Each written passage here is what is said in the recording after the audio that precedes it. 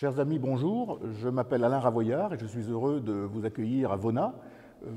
dont je vais vous expliquer en quelques mots l'histoire et le patrimoine, puisque je suis académicien de la Dombes, membre de la Société d'émulation de l'Ain et surtout, pour ce qui nous intéresse aujourd'hui, membre de l'association Vona Patrimoine, qui gère le patrimoine et qui fait les recherches pour en savoir plus sur l'histoire de Vona. Alors, cette vitrine dans laquelle nous nous trouvons est caractéristique puisqu'elle présente des éléments tangibles de notre patrimoine. On peut commencer à l'époque antique puisque nous avons ici deux pièces romaines, un as et un sesterce, qui datent du IIe siècle après Jésus-Christ. Des pièces romaines tout simplement trouvées ici dans les environs de Vona. On suppose que ces pièces ont pu être peut-être sont tombées de la poche d'un voyageur qui passait par Vona. On arrive au Moyen-Âge, on sait qu'ici se trouvait une implantation mérovingienne puisqu'on a retrouvé un sarcophage lors de la rénovation de ce bâtiment, dont je parlerai plus précisément tout à l'heure, et qui date du 5e, 6e siècle. Donc ce sarcophage nous a permis d'avoir une certitude de l'histoire de Vona à cette époque. On a déjà donc une paroisse chrétienne qui prendra plus tard le vocable de Saint-Martin, puisque Saint-Martin de Tours est passé ici, et certainement à cette occasion qu'on a donné son nom à la paroisse de Vona. Nous découvrons la suite de notre patrimoine vonassien à travers le chœur de cette belle église qui n'en est plus une, puisqu'elle a été désacralisée en 1875, lorsque la nouvelle église a été construite. Alors cette église, elle date du XIIe siècle, mais comme je l'expliquais précédemment, on a découvert des tombes mérovingiennes lorsqu'on a rénové ce bâtiment en 1992, et donc on estime que le bâtiment avait été construit sur un lieu de culte beaucoup plus ancien, peut-être même qui remontait à l'époque gallo-romaine. Donc ce bâtiment du XIIe, dont les charpentes datent du XVe, il avait la particularité d'être utilisé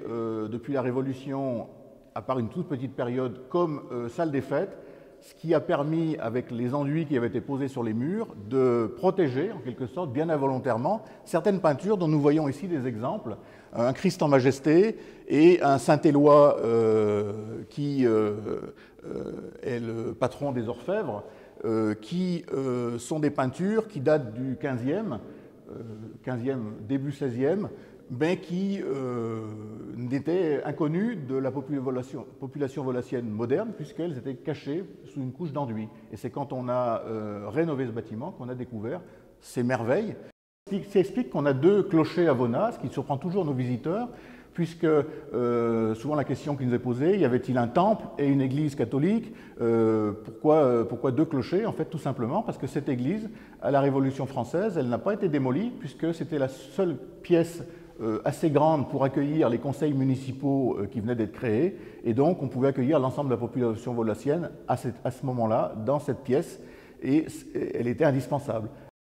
Le vrai développement économique et global de Vona se produit en 1857, puisqu'on a l'implantation d'une gare avec le passage d'un chemin de fer sur la ligne Bourg-Mâcon. À l'époque, le baron de Béhaut est conseiller municipal et surtout conseiller général de l'Ain, et il va jouer de son influence pour que le tracé de cette ligne, qui aurait dû passer beaucoup plus au nord, fasse un détour par Vona. Alors il y avait plusieurs tracés possibles, on a évité le centre-ville parce qu'il y avait les crues de la Velle qui gênaient l'implantation de ce chemin de fer, et donc on a créé à 1 km au nord du centre-ville du bourg, on a créé donc une gare qui en 1857 a commencé à drainer des populations extérieures.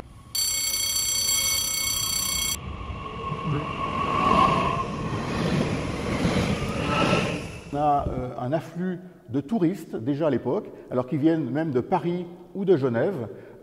et cet afflux de touristes va être encore renforcé lorsque la mer Blanc va obtenir une première étoile puis une deuxième étoile en 1929 et en 1933. Mais il n'y avait pas que la mer Blanc, il y avait par exemple l'hôtel des Dombes qui deviendra ensuite l'hôtel moderne, avec un cuisinier de génie qu'on appelle notre cuisinier poète en quelque sorte, Benoît Perrat,